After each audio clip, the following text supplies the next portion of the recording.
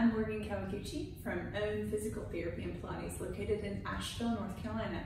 Today we're going to go through 5 really basic core stabilization exercises that are to be done in a neutral spine. Now, there are lots of medical or orthopedic diagnoses that prefer a mechanical movement into either big lumbar extension or a preference into deep lumbar flexion.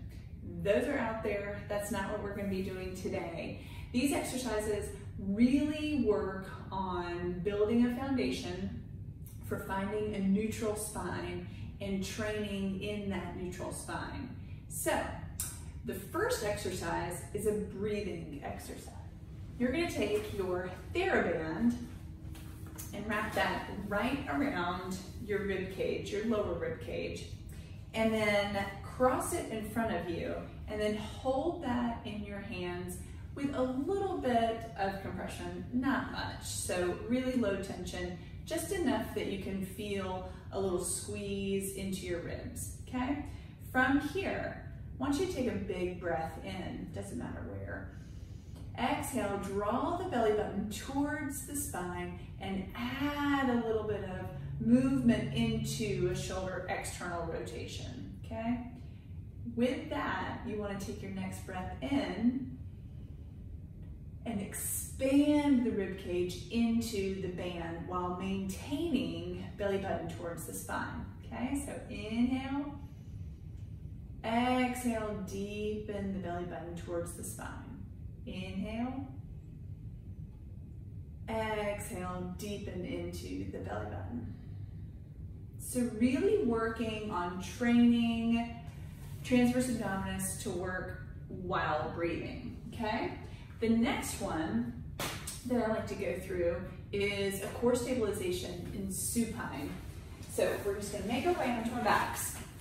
You're gonna keep your knees bent so that your feet can be flat on your bed, your table, your mat, whatever you're doing these exercises on.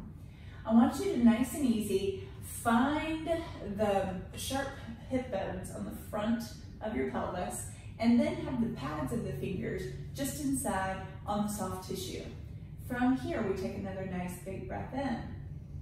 Exhale, draw the belly button towards the spine. You should feel a low-grade tension come up into the pads of your fingers.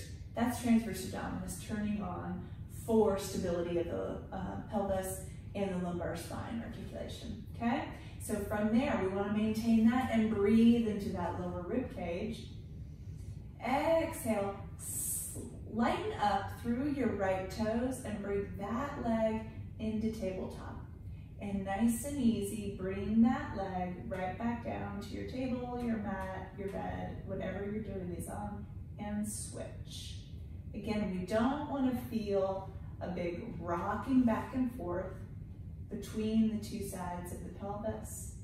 Move nice and slow so that you can find control and use transverse abdominis to help with that stability.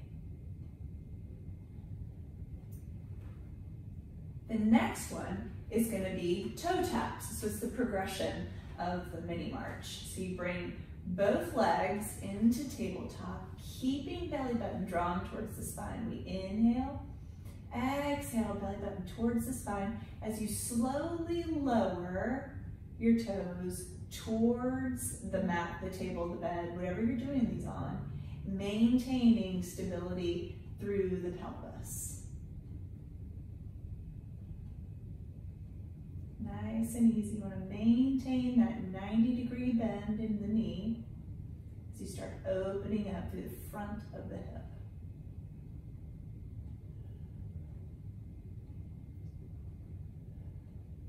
It's important to note here that I'm not pushing my lumbar spine into the mat, and I'm not increasing the lumbar arch either. I'm staying in a neutral position. This is a really lovely place to just start training those muscles to work.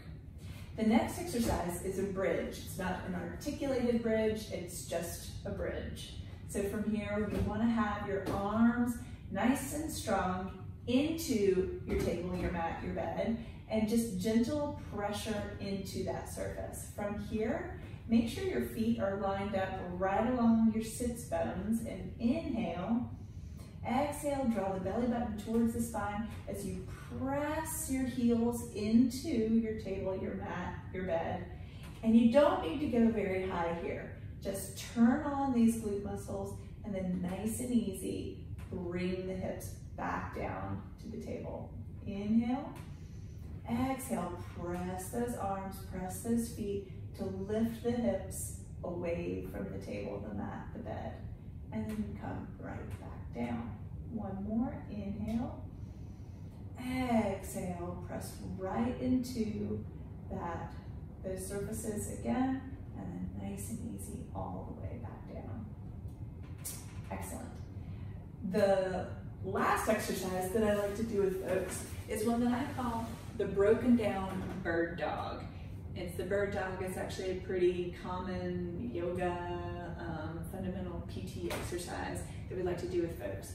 I like to break it down and make each limb move independently first to find stability. So make your way on the hands and knees.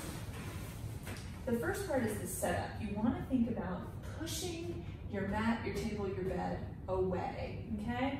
And drawing the throat into the back of the neck, and then drawing the belly button towards the spine. From here, you want to lighten up through your right hand. Slide it towards the top of your mat or your table, and then when the elbow is straight, you lift straight up towards the wall in front of you. Back down, and then slide it back under. Lighten up through the left arm, and then slide it out when the elbow is straight.